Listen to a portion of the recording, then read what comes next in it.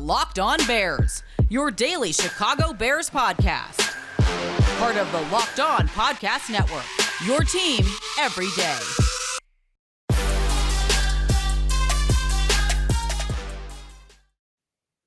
It started to feel a little bit more like 2018 out there, and the Chicago Bears defense really shouldering the load and helping the Bears offense to the win over the Cincinnati Bengals in what was really Justin Fields' first major action at quarterback.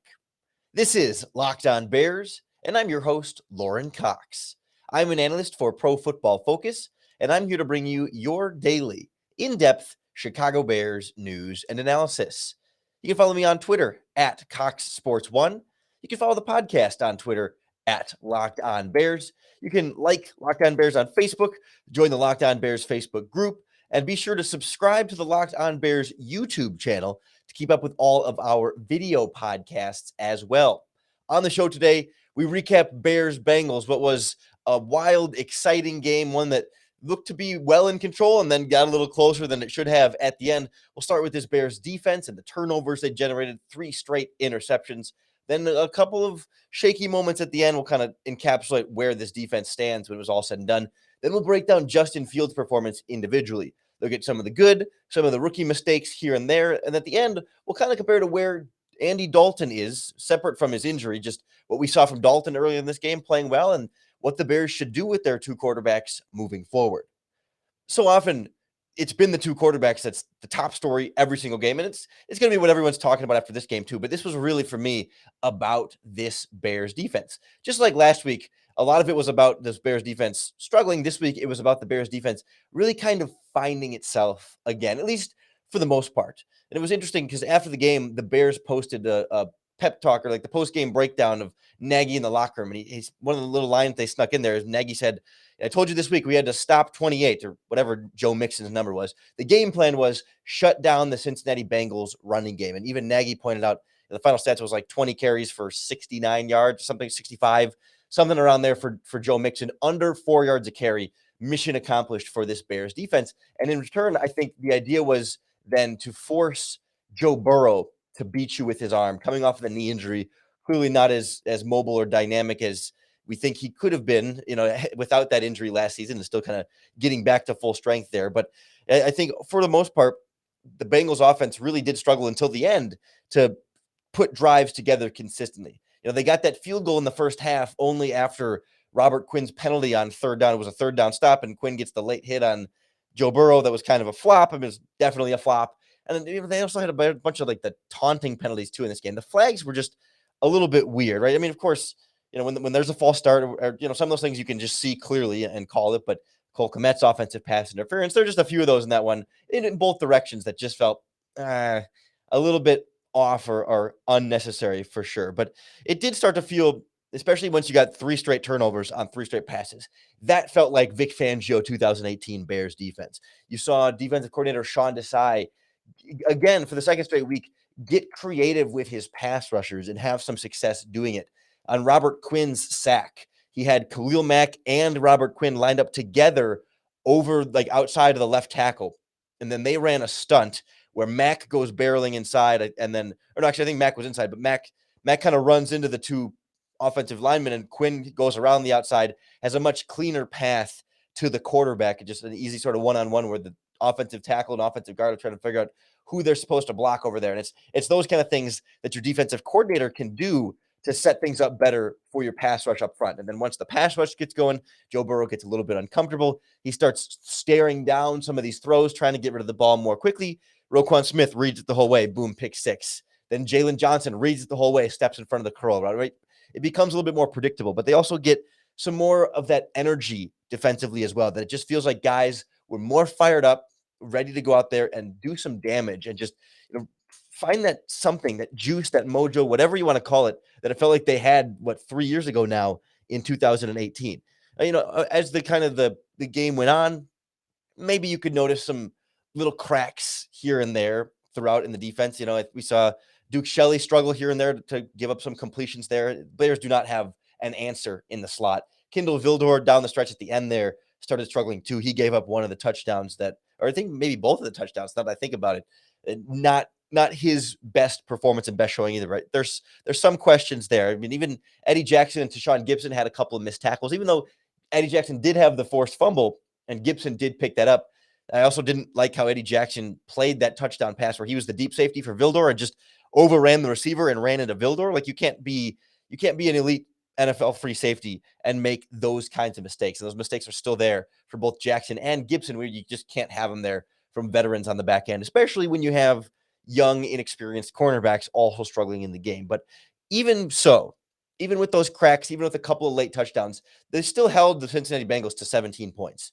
And when you hold an opponent to 17 points, you should win the game far more often than not. That should always be enough, or at least I consider it enough. Defensively, you did your job. 17 is a good sort of threshold number there. You're allowed to give them a couple touchdowns. You would have liked to keep it at 3. They were playing so well, it should have probably stayed at 3. And you don't excuse or ignore the touchdowns that they did give up. But when you get three interceptions on back-to-back throws, plus a forced fumble in there, 4 turnovers, that's the Bears defense. I mean, this turnover kind of game, they tend to come in bunches, right? You get one and then you get aggressive and then the offense starts stressing and they start pushing a little bit harder and they start to make more mistakes that way.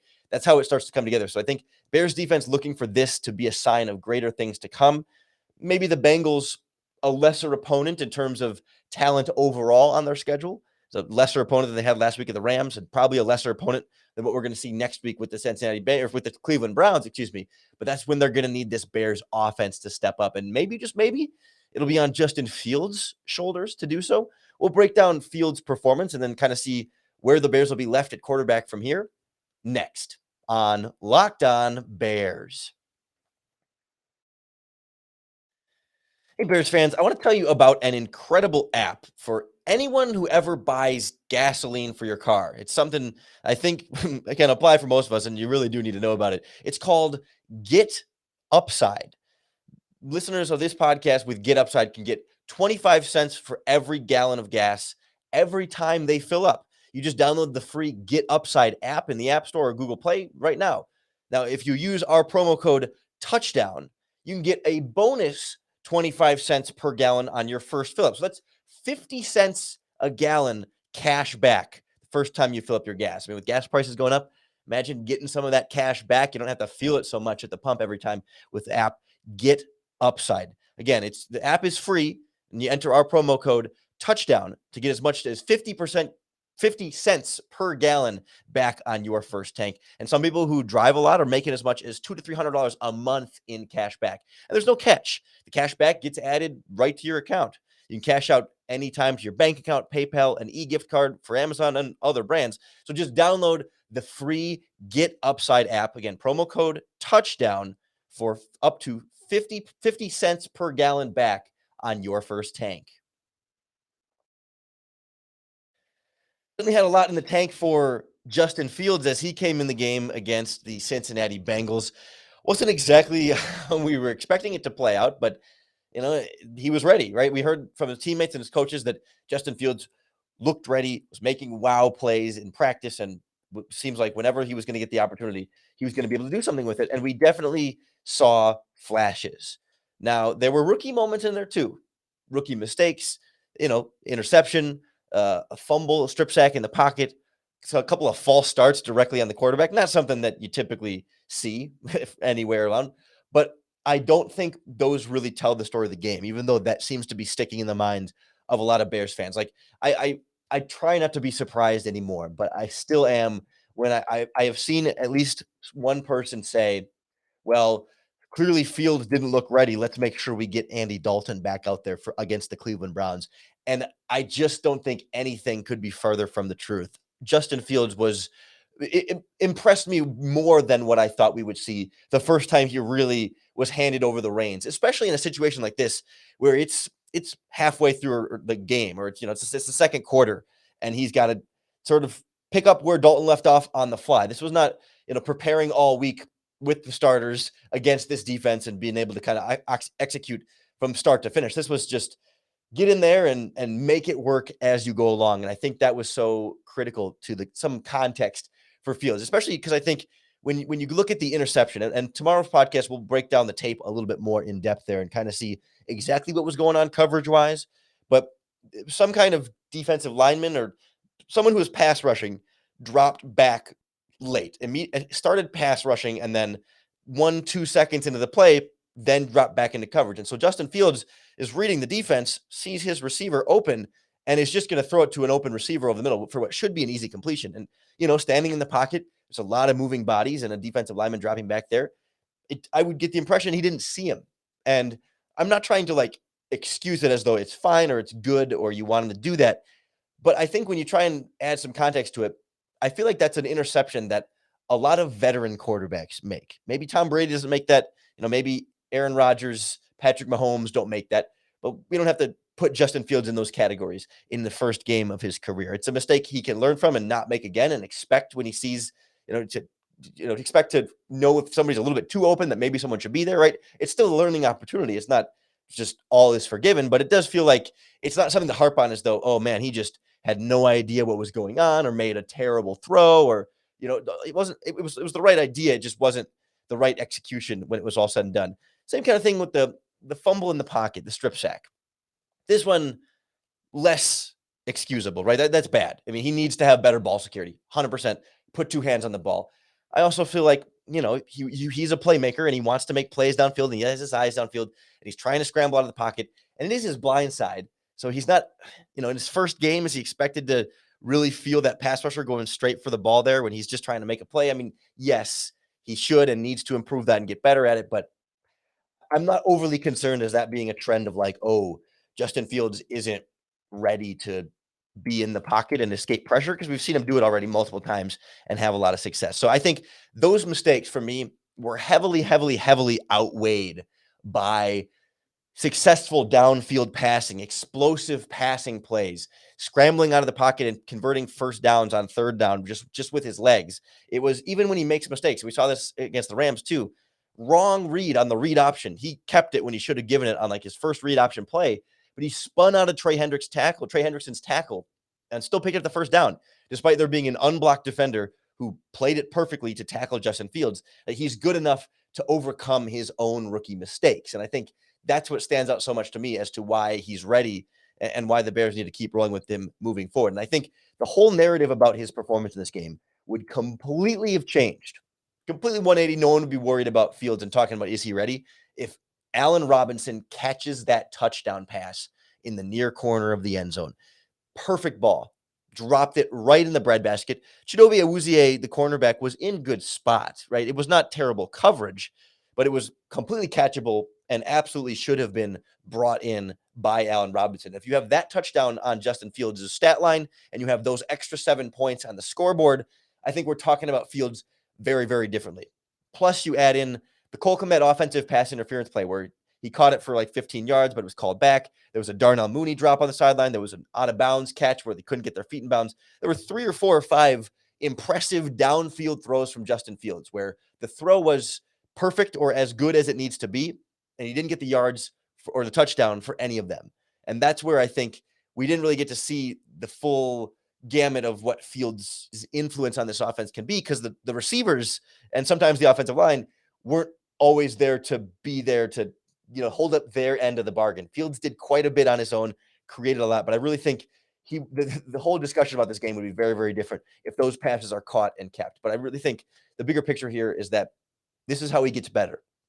He makes the mistakes in the game. He might throw an interception at practice, but there's something about doing it in that moment and that coverage and that situation for Fields to learn and get better at. Same with the false starts, same with the pocket, fumbling in the pocket. He will learn by being out there. And I think as good as he played in this game, I also think he got better because of how he played in this game. And so it raises the question of what happens next. Depending on Dalton's health, is he going to start with healthy, or do they just hand the reins over to Justin Fields? We'll take a look at Andy Dalton's performance and why Justin Fields still needs to be the one out there next on Locked On Bears.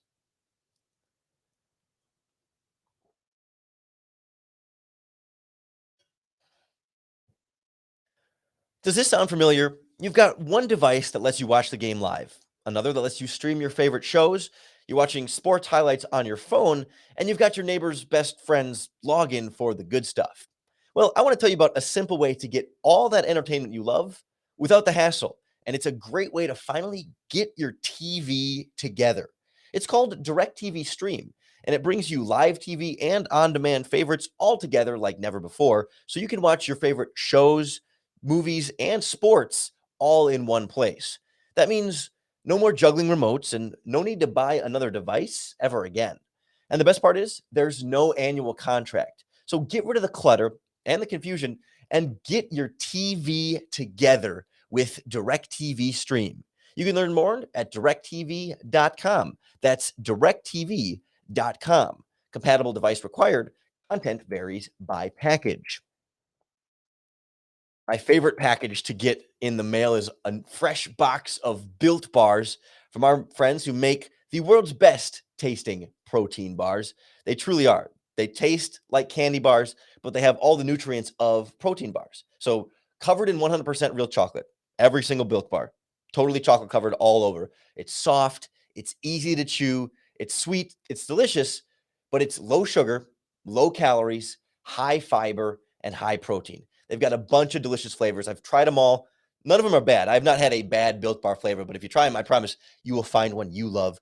I like to go for the salted caramel because to me it tastes a lot like a Milky Way bar, but it's not loaded up with extra sugar and calories that I don't need. It's so good. I promise you really got to try it for yourself to believe it.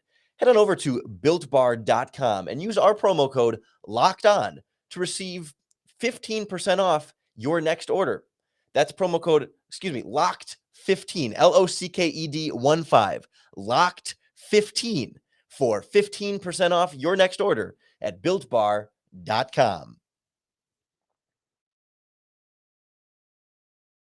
We did see improvement from Andy Dalton from the Rams game to the Bengals game, playing against his former team, this time at Soldier Field, the home crowd, everything. That opening drive for the Bears felt pretty good, right? Dalton was like, I think 6 of 7 for some odd yards. He was wheeling, he was dealing, scrambling a little bit in there. And then I will say, first and foremost, the touchdown pass he got to Allen Robinson. Maybe we'll get into that in a moment. But I think for Dalton, really strong start. And then, the knee injury happens. And when he came back in the game briefly, very immobile, struggling, and certainly looked like he should not be out there. And I think that's the first and foremost.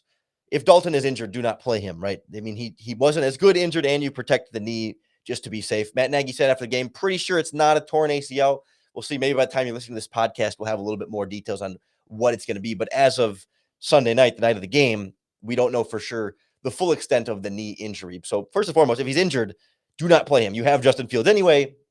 Good enough excuse there. But if you look back to that opening drive and that touchdown pass to Robinson, that was the most impressive Andy Dalton throw I think we have seen yet from him with the Chicago Bears. It was kind of a short post, either a long slant or a short post, depending on how you wanted to find it. But breaking over the middle of the field, the timing was absolutely perfect. It's like the ball is out as Robinson turns the corner. So the cornerback could not react to Robinson early or the pass early. Like it got there exactly when it needed to be. It was a tight window, perfect timing, and exactly the spot that it needed to be between multiple defenders. I mean, it was an impressive throw. I mean, we were all kind of sitting around going, wow, Andy Dalton, like that's how you show up against your former team and silence some of the doubters about and the critics of putting Justin Fields in, which absolutely I am one of them. And I was impressed. I really was. But I still feel like, we've seen that before from Andy Dalton. This was not brand new Andy Dalton. This was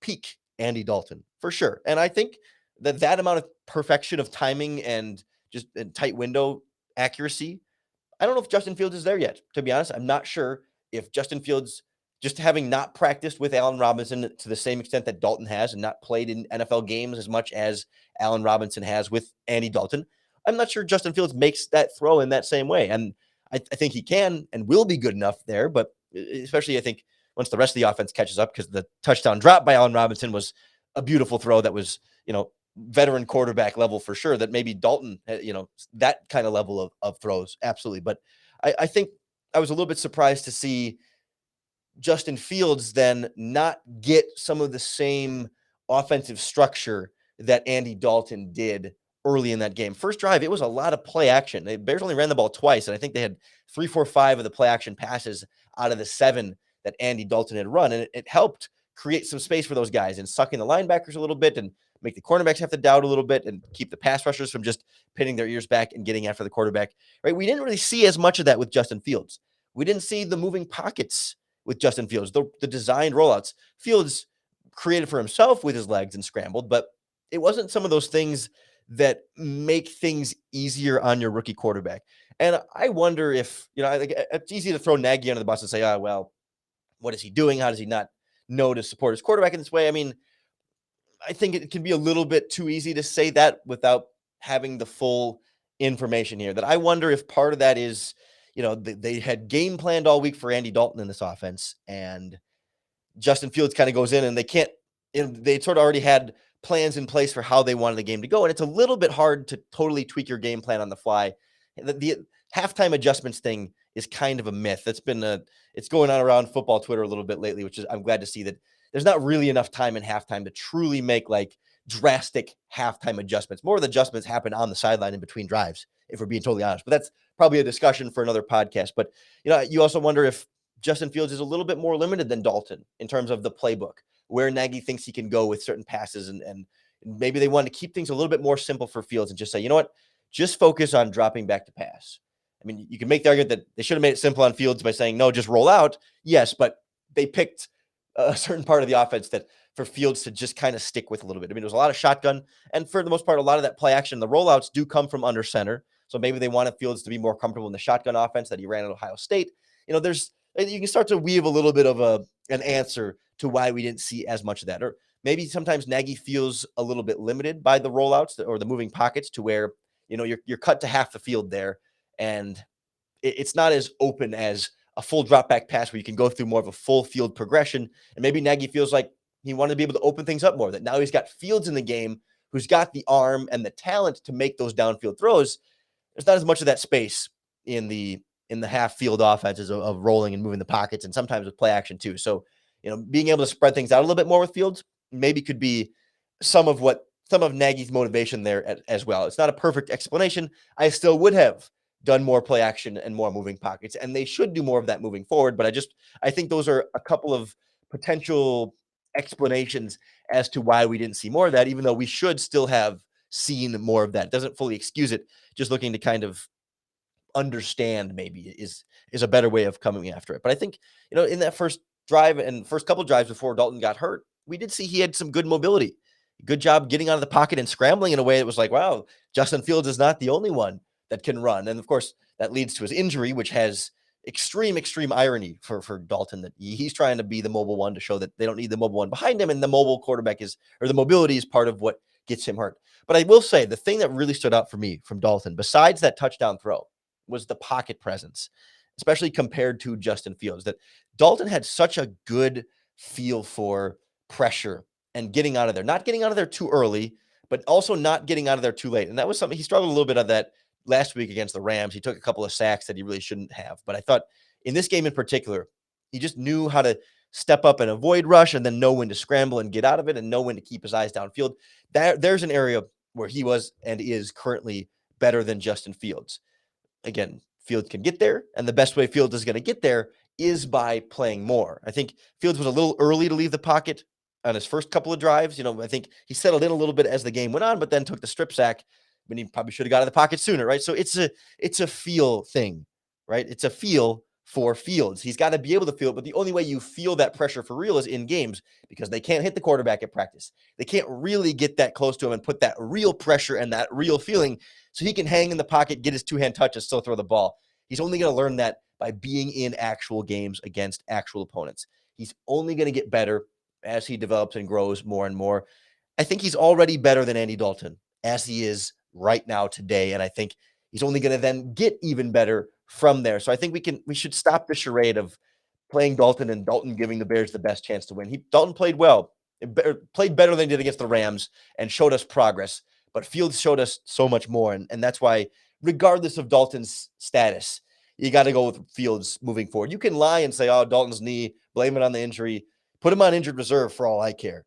Protect his ego and his image or whatever you got to do to make it happen. But further evidence in this game, Fields is ready. Those rookie mistakes should be expected, will be improved upon, and weren't all that catastrophic in the grand scheme of them signaling anything to be concerned about long-term. They seem to be very sort of isolated, one-off mistakes here and there that can and should be improved upon sooner rather than later. So the Justin Fields era is pretty much upon us, or if it's not upon us, we're real darn close to full-time Justin Fields as the Bears quarterback. So we'll be breaking him down each and every day, or each and every week. Everything he does in these games, we'll be on top of it right here on the Locked On Bears podcast. So make sure that you subscribe to keep up with all of our daily, in-depth Chicago Bears news and analysis. We're free and available on all platforms, so appreciate everyone who keeps tuning in, keeps following along. Like I said, we'll break down some of the tape of some specific Fields plays and maybe some Dalton, some defense as well tomorrow. Go a little bit more in-depth, having a chance to more closely slow it down and review the film. So hope you'll join us for that one again tomorrow. Before you know it, we'll start getting ready for the Cleveland Browns game, put together a little game plan for that crossover Thursday with our friends from Locked On Browns, all in an effort to help make it just a little bit easier for you to bear down.